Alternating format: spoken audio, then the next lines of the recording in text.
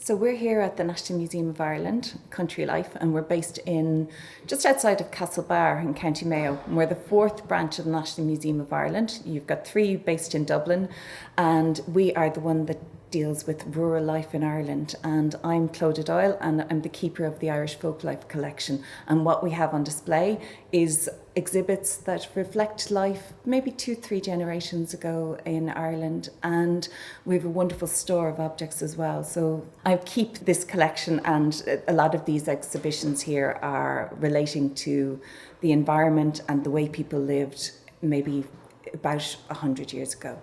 The landscape where you lived dictated how you lived, because in terms of the land, it's just so important that wherever you were, you utilised the land's resources. So it determined what you could grow, it determined how you lived as well. So your quality of life was totally dependent on the landscape.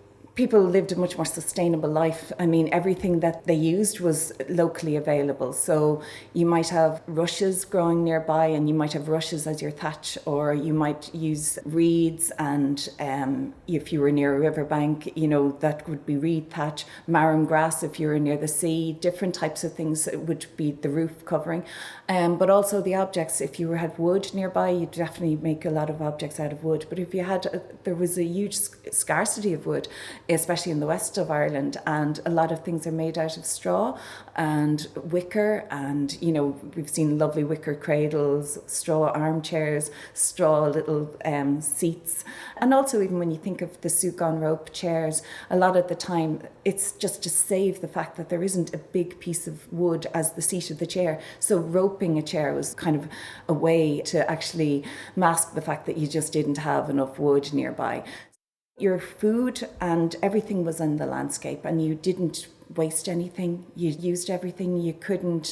Everything had another purpose. Rushes could be used and dipped in fat, and they could be used as lights. Everything had a purpose. And when you had objects in your home, they were really important that they all were very functional. And one of the most functional things is baskets.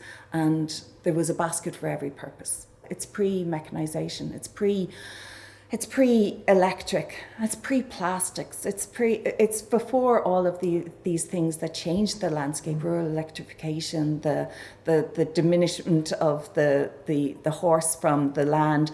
The whole way of life changes, and it's really important. So baskets were the containers. And there were so many different needs that people had. So you might be carrying a basket on your back. You might have 2 panniers on either side of your donkey to bring turf from the bog. There was shopping baskets, there's straining baskets. Like Joe Hogan's very famous for his potato skibs, which were these flat baskets that are used where you throw your pile of potatoes over them and strain the water through it. Then a lot of people would have put their skib of potatoes on a pot in the middle of the floor, and people would have sat around the pot rather than the table. The table wasn't really a traditional thing in Ireland so much, but more sitting around a pot of potatoes, maybe some buttermilk or some salt in the middle, and people helping themselves. So the skib is not just for straining, it's actually the serving dish as well. And also, even in terms of baskets, there's actually like our coracles, our Boyne coracles, the boats that we have, they're almost like they're a basket but covered, So baskets are really important, and they're the way of travelling and carrying things. The tradition of making baskets is actually very important. Basket making in Ireland is a craft that we can find going back for thousands of years, and also because we're coming up with fish traps from, and different things that from Viking times, from medieval times. There's a lot of that rush work we know about, but it's something that was very much practiced. People sometimes had a local basket maker who was specialised at basket making, but a lot of people were able to make their own baskets as well. People were handy, they could turn their hands to anything. And tradition, often if you were a craftsperson, the tradition was Ogloon from father to son or mother to daughter. And Joe Hogan is doing that on his son Kieran. It's the tradition of learning a craft, and that would have been very important. So we have a lot of basket making tools as well, so it's not just you're cutting. Fair enough, you have to cut and you'll be growing your sally rods, but also that you're trying to split them and you're dyeing in different colours. So there's a lot to basket making, and it's a wonderful craft, and it's seen such a revival now.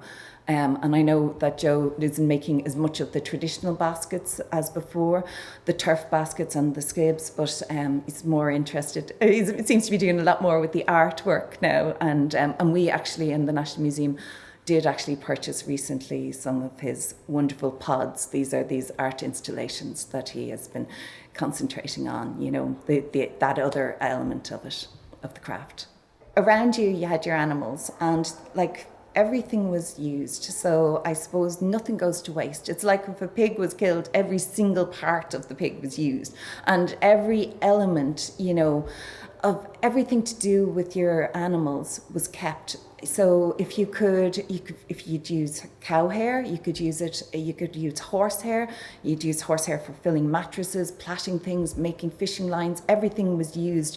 And then you'd have the sheep as well. And certainly in Joyce country, we have a huge amount of sheep all over the landscape. And I know Carina has her own sheep, and she's making it exactly the way that we have the objects here on display. We'll show what Carina is doing. So we have the raw fleece, the white and the dark ones, and then we also have an object of bawnine made out of it, and then a sort of a waistcoat made from that undyed flannel.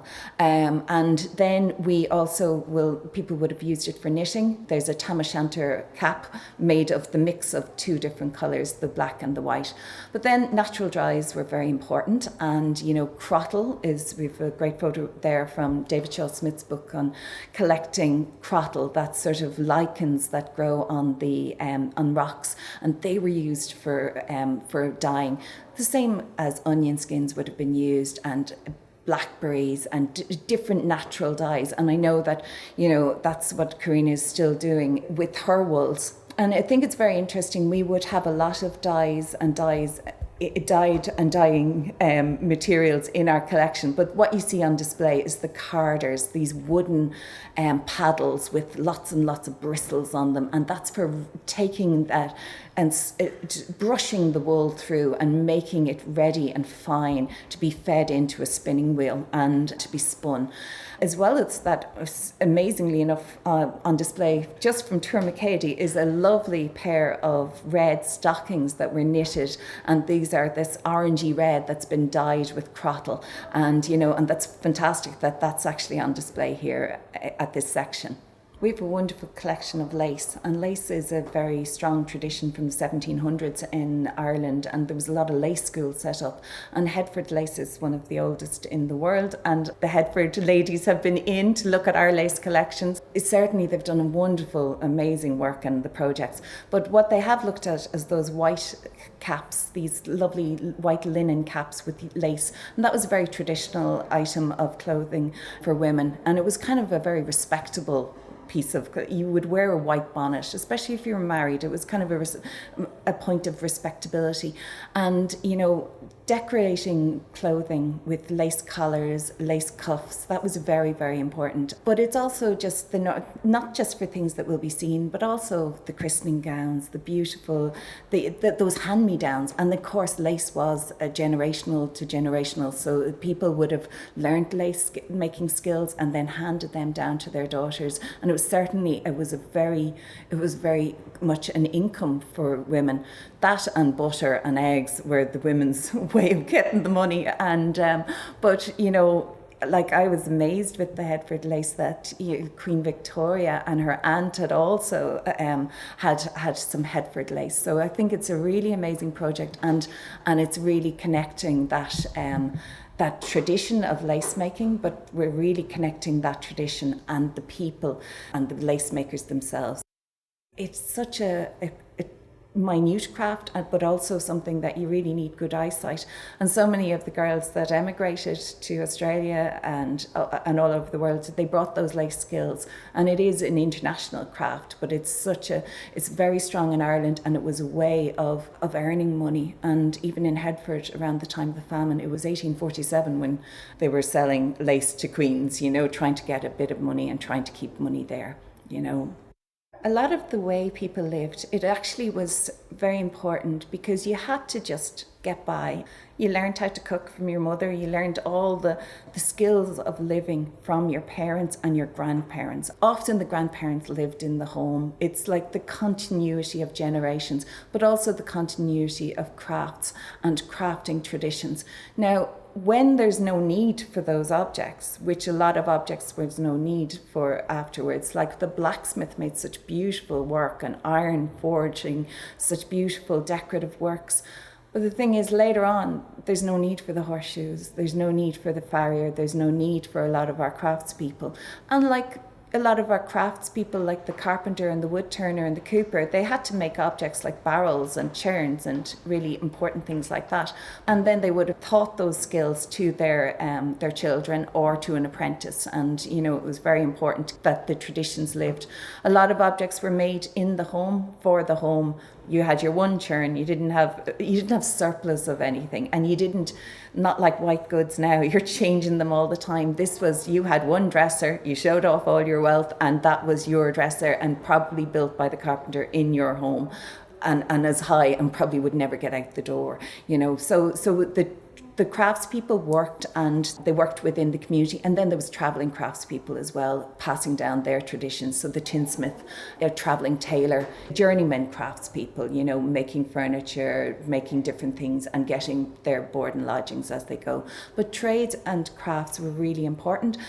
And also, I suppose, now there's a revival. So a revival of those crafts, and people respect the amount of hours that goes into crafting something that's handmade.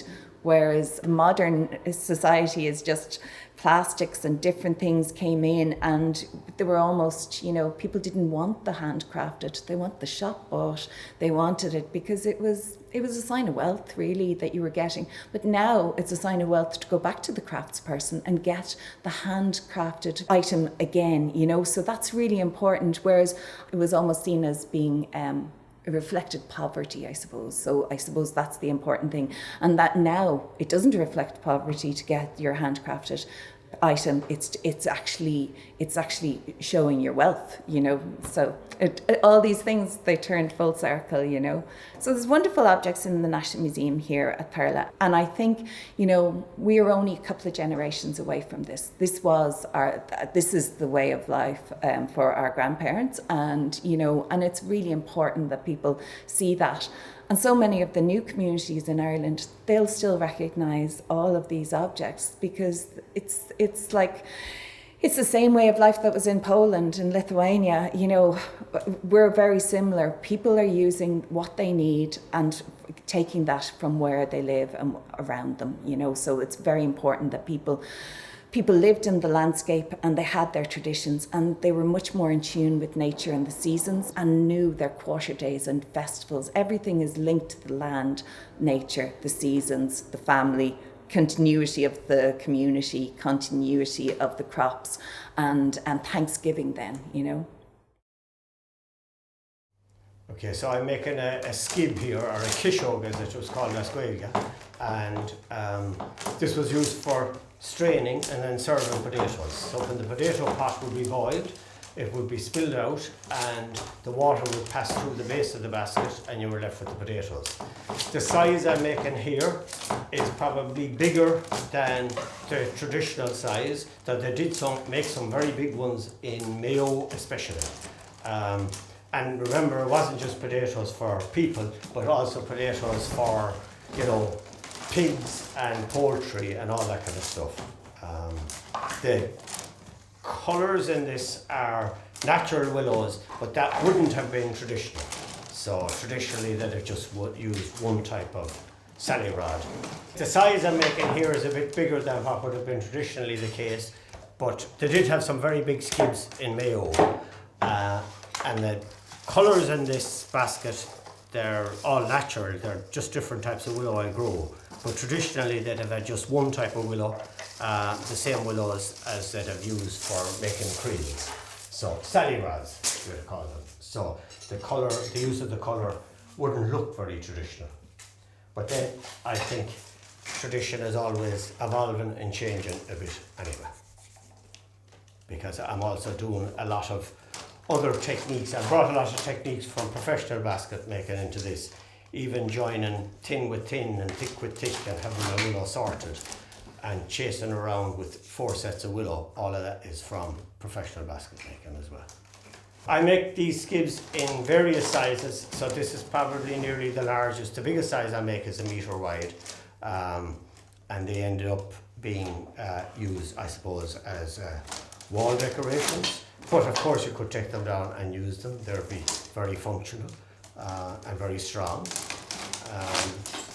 And the whole idea of putting them up on walls evolved from when they were being used, because after straining the potatoes and using it as a serving dish, the next thing you would do is you'd wash your skib and then you'd hang it up on the wall so that it could dry out. And I suppose from there evolved the idea that it looked pretty nice, and it began to be used like that. There was a bookshop in Galway, actually, Kenny's. I made several for them, and they used to have them, 4 of them, hanging outside their bookshop for years. Generally speaking, I mean, an odd basket maker would get a little bit of repetitive stress syndrome just here, where your left thumb, the old basket makers used to say the left hand thumb makes the basket, because you do squeeze a lot with that. But in general, I think your hands get very used to the pattern of work, and the skin, no more than a guitar player, the skin gets hard in the section that you're using. My family were not basket makers, but I was drawn to basket making because I felt that I wanted to turn a rural location into an advantage. So it's the willow growing is the big attraction of basket making for me. The fact that you can grow your own rods turns a kind of a rural location into an advantage, I suppose. And I'm kind of very interested in growing things generally, growing food. We're both gardeners and all that kind of thing. So it seems to tie in very well with the kind of lifestyle that we're looking for. Probably for me, the hardest part of setting up as a basket maker was to get a proper training in basket making itself, because there is no kind of recognised route to becoming a basket maker. There is, of course, also the challenge when you are able to make them of getting them out there, selling them and everything like that. Baskets are very labour intensive, so the reality is that almost all of the baskets bought in Ireland come from China. Not like the Chinese manufacturing, they still have to be handmade in China or maybe Vietnam, but still most are imported. But I suppose there is a kind of a niche for well-made Irish baskets. For many years I made a lot of turf baskets and things like that, and a lot of the people who would be buying a turf basket off me would be ones who had bought one from China and found that they didn't last. So something that might be initially dearer was cheaper in the long run, that kind of way. So that's not always an easy selling point, but anyway, it's worked out. I just hoped that by making fairly good work that it would kind of sell itself, which seems probably a bit naive in the present day, but I think it was a little bit simpler 40 years ago because there were a lot of craft shops and things like that around. So I didn't actually find it all that difficult to sell the work, but I was selling a lot of it at wholesale, where a shop would buy it from me and of course add markup. But now I have pretty much stopped making functional baskets, and I'm making more sculptural or artistic work. My son is a basket maker in the Carlin in Spiddle, and he has kind of taken over the functional market, created his own really. And that's kind of what I'm doing now for the foreseeable future. I feel that for any successful small craft business, I think the most important thing is to enjoy the process itself. That doesn't guarantee, of course, that it'll work out, but at least it guarantees that you will enjoy the experience. Because I think inevitably with handwork you're going to spend a lot of time working at it, and if you don't enjoy the process itself, then that's not going to be too fulfilling. You're never going to, it's not the easiest way to earn a living or get rich or anything like that, but on the other hand, if you enjoy the work you're doing, that's a lot of compensation.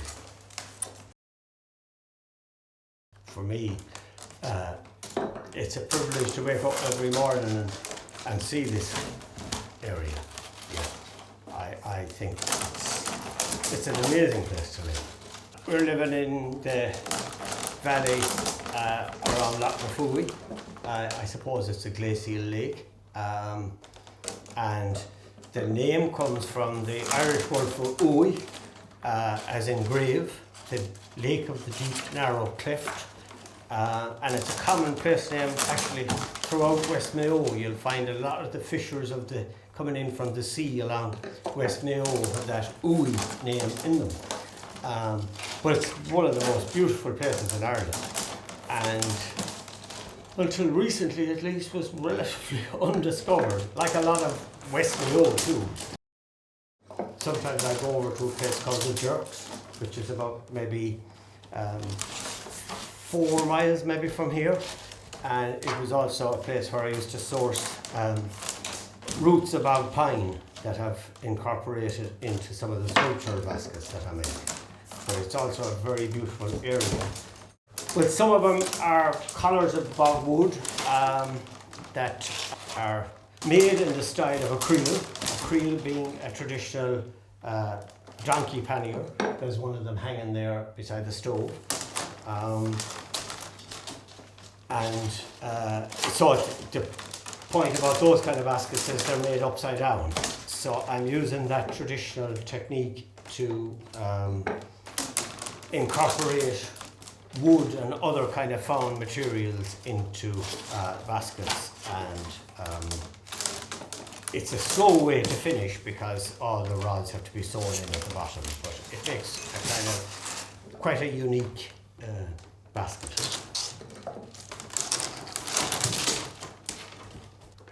The art type of baskets I would sell quite a bit through galleries in the UK. So Brexit actually has had a bit of an effect on me that way, in that it's just made it a little bit more complicated. I mean, I'd sell also to, there's a gallery in France that takes a good bit of work off me. And then there's private individuals throughout Europe and also in the US, but not so much America. So if I had started with smaller rods here, this border wouldn't be anything as strong. Whereas the idea now is you could hit that basket really hard, you know, and it's well able for it. So sometimes it can look a little strange when you're making something and you have all these tall rods.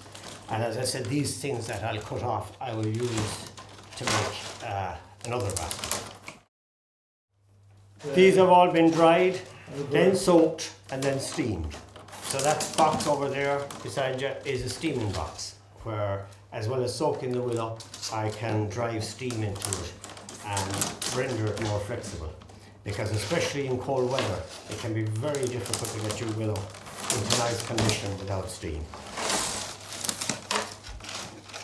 In a way, I think probably the biggest learning curve for me as a basket maker was how to get the material working just right, as in unpeeled willow. Traditionally, this willow, you see, would usually have been used half fresh. But the problem with that is, in a centrally heated house, that would then shrink. So there hasn't been that much of a tradition of working it with the bark on. So there's been a lot to find out about how to get it into perfect working condition by soaking. And that probably was the single biggest difficulty for me to learn about that. The drying process, so this year's willow, there's a little bit of it still drying on the road up to the house, to the workshop here, but most of it has gone into the barn now, so that would have been cut in February, so it's, I wouldn't say it's completely dry, but certainly dry enough to go into the shade, so probably 3 to 4 months, I suppose, but I would usually not work any willow until it's at least a year old.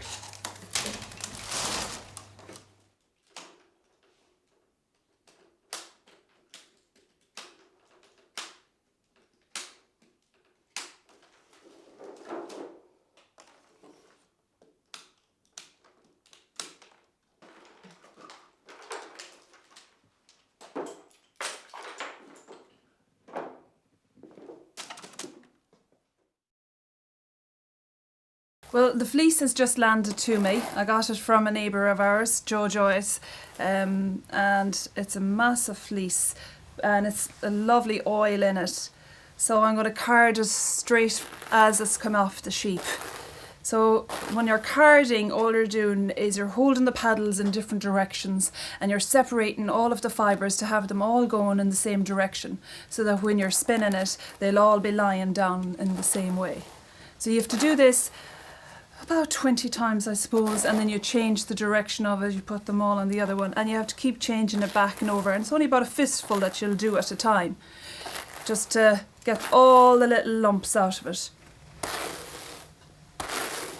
We have Mountainy sheep here. They're the black-faced Mountainy, and myself and my husband Marcus, we have about maybe 100 of them, and they're gone to the hill now this time of year. But I use every kind of, all kinds of wool. So even though a lot of people might think that the Mountainy wool is very hard or very itchy, I'd use it for rugs or for mats, or I'd use them for even to put on a base of a slipper or something, because they're hard wearing and they don't dye very good and they are harder. But I do feel that every fleece of wool should be used. So I use everything. Let me start now with the spinning. I have it started. So I'll join one of these on now. And it's so easy because there's so many hundreds and hundreds of fibres that are all sort of curly. And then when you join one on, you just sit one on top of the other, it'll just join in straight away. And it's up to yourself then if you want to have it really thin or if you want to have it thicker. It's completely up to the spinner. But this is such beautiful wool. It'll be lovely when it's, I'm gonna spin it fine and then spin it, apply it back then. And it's so simple and it's so relaxing and it's so addictive to do. It's the most beautiful hobby anyone could do, and it's all on our doorstep. Mostly I only make the wool to sell, so that I have a lot of people who are looking for hand spun wool, and it is hard to find. So what I do is every fleece that comes in, I give it a number. And I write it in the book and I say what the fleece type is and who the farmer is, and then I work on that fleece alone. And then I will sell that fleece then to whoever might want to make a jumper or whatever garment they might like to make. And they have a piece of the fleece that was the original fleece, and then they have the fleece fully spun then. So sometimes I do wash them. It does depend on whether they're very dirty when they come in. But you have to wash all the fleeces again afterwards. So once I have this bobbin done, and then I'll do another one, then they'll be plied. They'll have to be made into a skein and they'll have to be washed again anyway. So this will be washed after it's turned into a skein. But if I was dyeing with this, I would wash the fleece first, and then I'd leave it soak and then in a salted bath, and then it'd be ready for dyeing then, so it would have to be washed if it was going to be used for dyeing. I leave the fleece fully intact, then once give it a good wash, and if it was the full fleece that I'd be washing, I'd leave it over a gate or leave it hanging on even the clothesline. Well, I was always knitting. My mother used to knit and she always used to make the hand knitted iron jumpers when we were young, so we've always seen, even my great-grandmother, everyone, we have always knitted in our family, but never used the spinning wheel. And then when I met Marcus then, his mother, Julia, said they always used their own wool and they always had the spinning wheel in the house. And then she said, well, why don't you start using your own? And I made a blanket at the beginning, and I made it out of what I thought was wool, and it was a pure waste of time. There was no heat out of it. It wasn't, after all the amount of hours put into it to knit it, then it wasn't practical at all. So I mentioned it to my brother, and he bought me a spinning wheel for my birthday. And then I was ages at it, and I was spinning, but I wasn't spinning right. And then I met this lady. She was from Florida, and within a few minutes she had me up and running. She was just telling me it's like to relax, because I was too forcing it and it wasn't natural. And she's like, no, just relax, just take it very easy, and just make sure that you have it well carded, because once it's carded enough first, it'll make better wool anyway, better thread. So once I made my first ball of wool, fell in love with it, and I have never used any shop bought or any other wool and that's maybe 15 years ago, because I'm at this now over 15 years, and I've never used any other ball of wool other than what I've spun myself. So myself and my mother-in-law Julia, she's been fantastic. She's showed me so much, and I've learned so much off her. We make hats and socks the old-fashioned way, so that everything is done on the 4 needles, and we make the jumpers same as they were long ago, and everything is as natural and the way it was, and nothing has changed. It's the exact same way. When I was started at it, I knew I fell in love with it. I just got so addicted to it, and no joking, I made so many blankets, and I was giving them away, and all the farmers were giving me wool in, and I was giving them blankets back, and I just was building up bags and bags and bags of wool. And then people would be looking for a hand-spun wool, and they'd come to me, and I'd sell them a lot of it. And then I just said, well, if I'm going to be at it, and I really, really love it, like I said, I'd love to start showing other people how to do it as well, because anyone could do it. Young or old, man, woman, anyone can do it, and it's the most relaxing thing in the world. Like, if there's something, maybe somebody mightn't like the spinning part, but they might like the natural dyeing part, or they might like the weaving, or they might like doing the carding, or there's so much you can do with it, or even the knitting in that. So the plan is that for the summer months, to keep it for the tourists and for doing the demonstrations, and that people can come in and see what Joyce country is all about, because it's so important that they see that from the very beginning to the very end, to what you see on the shelf here, is Joyce country. The wool is all from, I know exactly every single ball of wool, who that farmer was that gave me that fleece of wool. I have a picture taken of every fleece before it's washed or carded or done, and then they can see the finished product at the very end. And the dyes are all from when I go outside and I go picking all the dyes, and then when they come, and they'll hopefully be, that'll be the plan, that people will come and they'll stay for the 4 nights, and they get to do the class during the day, but they get to use the workshop then till whatever time they want, and then they come out with me and they pick all the wild flowers and the plants and the berries, and they get to produce something that they made themselves from the very beginning to the very end. So it's a learning holiday for them as well at the same time, and to enjoy this beautiful place where we are, because it's so beautiful all around. It's all around us, and Mother Nature has provided everything. It's just up to us to use it. I have a website. I have an online shop, so people can buy the wool, and it has been very successful, but it's very slow to make the wool. So and there's no 2 balls of wool ever going to be the same.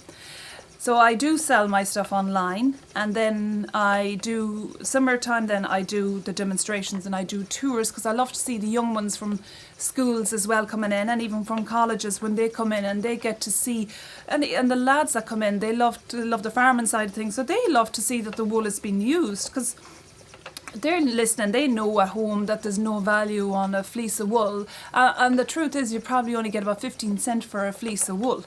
And even the wool merchants might not be taking the wool either, and people are just trying to get rid of it.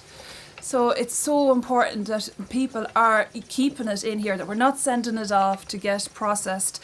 And then when the young ones come in, they get to see, well, we have a future in wool, and that the Irish wool is is as good as, and it is as good as whatever everywhere else is on the market. I know we don't have the most softest wools that would be in other places, but there is a purpose for everything, and any of the jumpers or hats or socks I've made is every bit as good, really warm as well. And then the colleges as well, they love the environmental side of things, where you use the natural dyes. You're not using any chemicals. Everything is completely natural from the very beginning. And then in summertime, I like to have the summer for doing heritage days. So I do get called to a lot of places to do the shows as well. So for summertime, it's mostly for tours and demonstrations and heritage days, where people will book their hour or even their day or whatever they like, and then keep the winters and the autumn, spring months for doing the classes. My website is joycecountrywool.ie, and I'm also on Facebook and on Instagram too. I'm not much of a TV person, to be completely honest, or an online person, but what I find is that if I have to go to football training or if I have to go to music classes, I always take my knitting with me, or even when I'm waiting for my daughter to come off the school bus, I always have my knitting bag with me.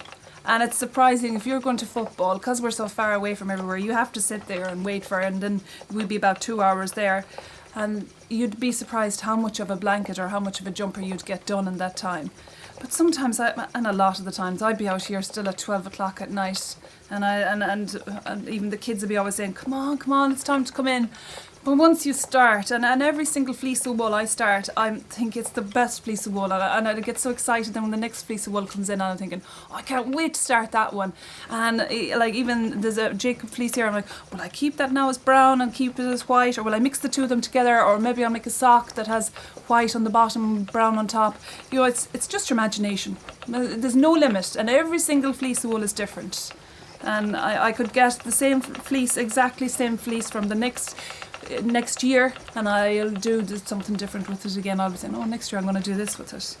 I only started up on the business side of things about 4 or 5 years ago, and when I started up, it was to get the support of other business established businesses. So I was very lucky that the likes of Joe Hogan and Joe Joyce and them ones that are around me were able to put me in contact with tour operators and people that would be already coming to them, and then they might like to come to me.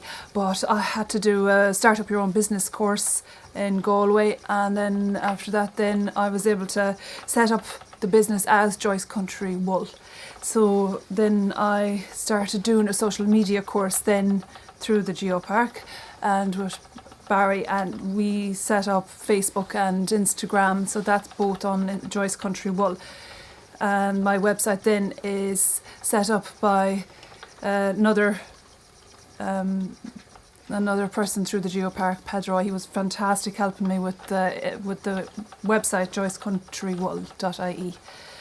But I'm very lucky that all the support has been from neighbours and from family that have been able to help out and given me the wool and point me in the right direction to who. But everything has been just made up ourselves. We've done up the shed, and Mark's been very supportive to me, and just growing it every year, trying to get it a bit more and more every year, and it's just only at early stages yet, really. The tours that we get here are usually staying in Cong or in Clonbur or in Leanan or even further away from Galway City or whatever, and they come down to do the drive around, and they call in then for the hour. And it's a small little business, so it's a nice, it's a personal visit as well. So they can come in and might only want to have 2 in a group. So they'd have this place to themselves for that hour, just the 2 of them. And they love to see the whole story of long ago and people, the way they survived on the wool. And the wool was so important long ago. And to be able to tell them that, they really appreciate that. And it's nice to be able to get the time to do the demonstrations and the tours and the talks with people and show them exactly what we are here and what Joyce Country has to offer. Yeah, through the winter I would have people that would want to learn. It's like a learning holiday, and it's a beautiful way to go back to nature. So some of them can be very experienced, and some of the knitters I've had in here are so good, way better than me. And they've been so kind, and they've always stayed in contact, and it's amazing. Same ones will keep coming back again, so they do. But I've had ones who don't know nothing, who's never knitted a stitch, and they have always thought about it and would have liked to buy a spinning wheel maybe, and they mightn't know where to start. And then they'd come, and you don't have to bring anything with you, you don't need to know anything. You just start in on the first day, and within 20 minutes or half an hour, I'll have them up and running straight away. And so there's nothing needed, but even the most experienced people can come, and they just enjoy the whole nature side of things, to be out gathering when we go out for the walks and gather the dyes together, that they get to see and what we have to offer, and then when they go to their place, they'll see what they have to offer in their areas. It's a mindfulness thing as well, and it's very good for your mental health to stop everything and to come here and to do this. It's a beautiful. And I think a lot of people that are living in very busy cities as well, they find that this is exactly what they're looking for, that they can come and chill out, and you have something that you've made, and you'll be so proud if you make something from the very beginning to the end. You'll keep it forever. During the winter months and the spring and the autumn months, I do feel that 3 people is enough really to have in here, so that I can spend a lot of one-on-one time with them. Then they come and they stay with us in a shared accommodation, the 3 of them in together, and then they can stay in somewhere else if they want to stay somewhere else. That's perfectly fine, or they might be not far away, which is another thing. People, believe it or not, are very near to me, might like to do the course as well, and like they come and they do it. So I think 3 people is enough, but it is a holiday in itself, where your accommodation is provided, and you come, and once you come here, you just switch off.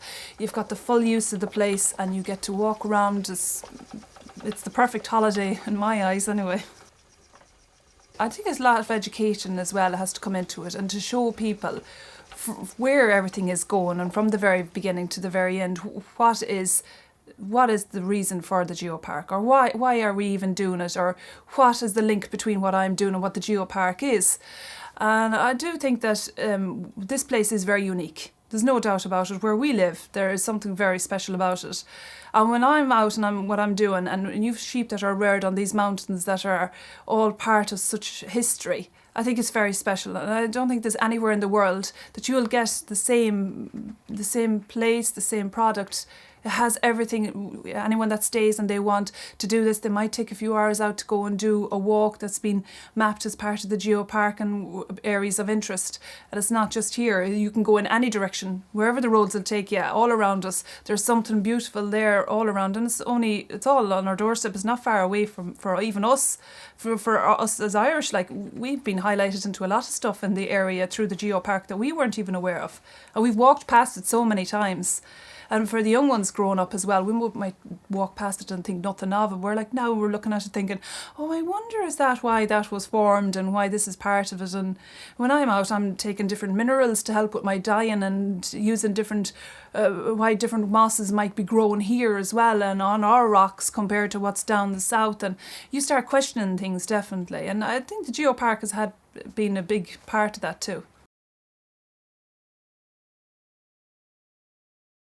So my name is Clémence Guiraut. I am the co-founder and owner of Coolin Soaps. I am the soap maker of Coolin Soaps actually at the moment. We are making soaps, shampoo and skincare products here in Clonbur, all handmade. And so here you can see our products. So we would have the soaps here, the shampoo here, our lip balm there, very popular, our curl care mist, our hand cream there, and this is our gift offer, and that's our most popular one. That's our soap stack, woolly soap stack. Actually, the wool comes from Joyce country wool, so that's interesting. We launched Coolin Soaps in February 2020. We co-founded it with Besley. Was it difficult? Not really. We received a really warm welcome from the population here and people here in Clonbur. So it was really great to start a business here. Of course, 2020 was the COVID year, so it was a bit more challenging, I would say. But we attended markets during the summer, a lot of pop-up markets to try to be compliant with the COVID guidelines, and it went really well for the first year, encouraging. We are on social media. We are on Facebook and Instagram. You can find us at coolinsoaps.com. That's our website, www.coolinsoaps.com. on Instagram and Facebook, as I said. And we are also on local markets, so you will be able to meet us and find our products in Ballinrobe, Clonbur, Hedford. And a lot of our sales during the COVID period was online through our website, so you can also shop through our online shop. There's a few soap makers, there's a few natural soap makers, but really the ingredients, we take a lot of care about the ingredients we pick and we choose in our soaps. We go natural as much as we can, we go as close as we can. For example, we got just a few months ago a commission to make soaps with seaweeds from extracted in Galway, so it's very local, and the person wanted to showcase the seaweed and contacted us to make a really tailor-made soap bar soap, so it's local. That's really important. Yeah, so as you can hear, I'm French at the beginning. I used to be a research assistant actually in Canada. I was doing biochemistry. I was working in biochemistry, so I was used to read the list of ingredients of all the products. And I would visit Clonbur on holidays, and every time I would go back to home, it would be such a heartbreak, really heartbreaking to go back to Montreal and to go back to the labs. And at some point I realized that people were not working hard enough to make good products, and I realized that I didn't want to live in Montreal anymore. I wanted to live in Ireland, and where in Ireland? It was Clonbur, obviously, because it's just the landscape, the natural heritage around is just fantastic. The Joyce country is just a gem, really. So I was thinking, is there a soap maker here? I would like to make natural products, good ingredients. Where would I make it? In Clonbur, obviously. Can I make it in Clonbur? Yes. So I moved a year and a half ago. At first, we did a lot of research on our side. So Beth and I, on both our separate side, we researched if there was a market at all at first. This first half of the year was pilot, really a trial to see if the business was sustainable, it could sustain itself. We got in contact, I got recruited to be part of the Empower program, so for the second part of the year in 2020, I got trained by the Empower program to really learn how to navigate in starting up a business. And then we learned that the Geopark project was up and running, or was going to be up and running really, really soon, and that's a great help because we need to come together as an area region and just showcase what we can do in this area. That's why we decided to stay here. We wanted to stay in Clonbur, to be in Clonbur and to be part of Clonbur's life. So I think it's really good to have a project to showcase what we're doing here in the region. Yeah. Through the Empower program, we got connected to a network of funding agencies. Now I have to look at which one are the best that I could apply to support the soaps. One of our, I would say, research area also was to employ someone under the Youth Employment Support Scheme, because that's also a great way to promote local work and people working locally to do something good with the soap. So that's what we have. That's the resources we have here around. Yeah. So actually, we started Coolin soaps in a secondary kitchen behind Beth's house, and then we wanted to move into actually not bigger premises, but just Coolin soaps premises, because we are just using the space that wasn't Coolin soaps space. So at the moment we are looking for premises, because I am currently working from a home, but we would need actual professional premises. It would basically look like a kitchen. We just need hot water and electricity, a small space, to be able to safely make the soaps in the long term. Yeah. My name is Esther Kiley. I'm a founding member of the Headford Lace Project. I live in Carrilestrán, just a few miles outside of Hedford. My name is Ger Henry Hassett, and I live in the town of Hedford, and I'm also a founding member of the Headford Lace Project. The Headford Lace Project was established in 2016. We have three main objectives: to research the history of Headford Lace, to revive the skills, and to reimagine the story so that we can reach a wide audience and give Hedford back a sense of identity and a sense of pride in its local history.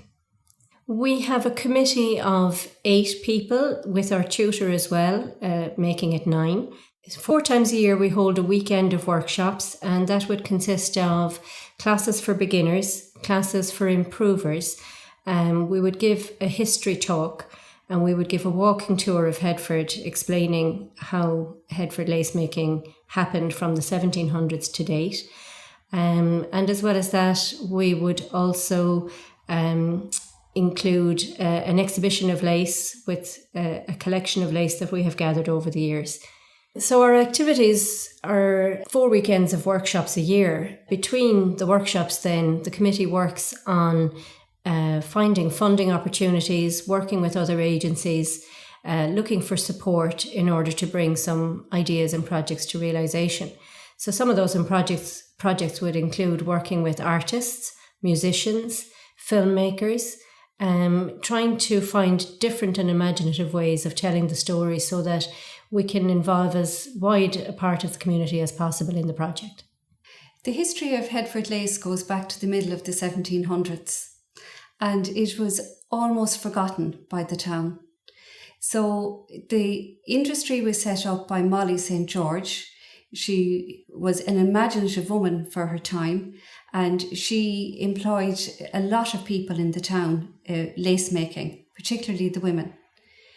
We have traced the history now from 1765 roughly right up to the outbreak of the First World War, with loads of historical references to the lace throughout. Well, at the outbreak of the First World War, fashion changed, and the clothes became less glamorous. Lace making patterns were outdated, and people just stopped wearing lace. Simple as that. There are other lace making centres in Ireland, Kenmare Lace, for example, Limerick Lace, Mountmellick Lace, and they are all reviving the skills. So for us here in Hedford, it's about reviving the skills of the craft also. The tutor's name is Jackie Magnan, and she comes from the Netherlands, and she lives in West Cork.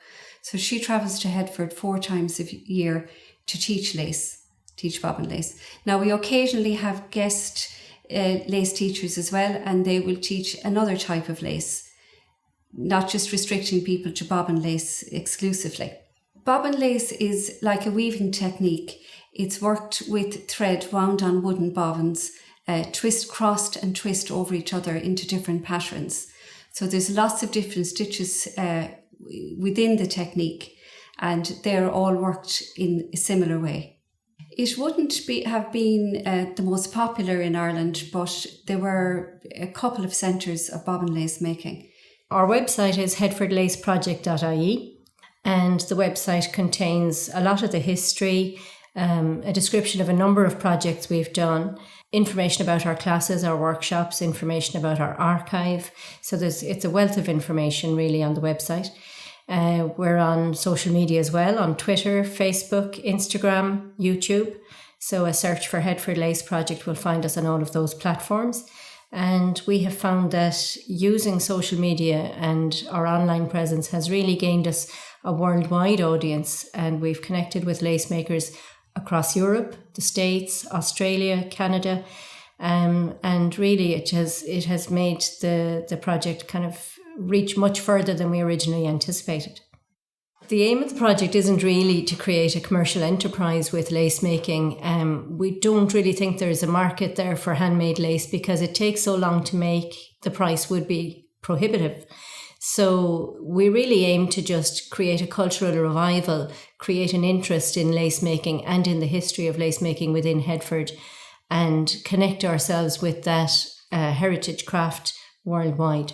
We were very lucky to collaborate with Galway 2020, and we received some funding to work with an artist, Roisin de Butler. And Roisin has come and engaged with the community through a series of workshops to get ideas about the work that she might create. We were asking her to create a piece of public permanent artwork that would go into the town and leave a legacy for the project. And so she has created a beautiful artwork that is actually going to be interactive. It can be laced up in different ways. She created a metal frame together with a local blacksmith, and the frame is going to be laced for the first time by Headford Lace Project in the coming week. And then after that, we feel that the community will be able to engage with it time and time again and relace it in different ways, creating different patterns each time, so that it creates a piece of lacework in a contemporary reinterpretation on the street in St. George's Square. We're in the Lacemaker's garden now. The lace bench was made by Conor Murray of Kilkee Forge in County Clare, based on the original pattern of Headford Lace. So you can see that towards the back of the bench. The fence also is made by Conor Murray, and the uprights are like the bobbins that lace is made on. And little pieces of lace are snagged onto the bench like sheep's wool would on a barbed wire fence in the country. The Environment Group have planted up beautiful white flowers emulating lace with delicate foliage, and these are suitable for pollinators because there's also an orchard in this area. It helps to bring the bees into the area to pollinate the apple trees.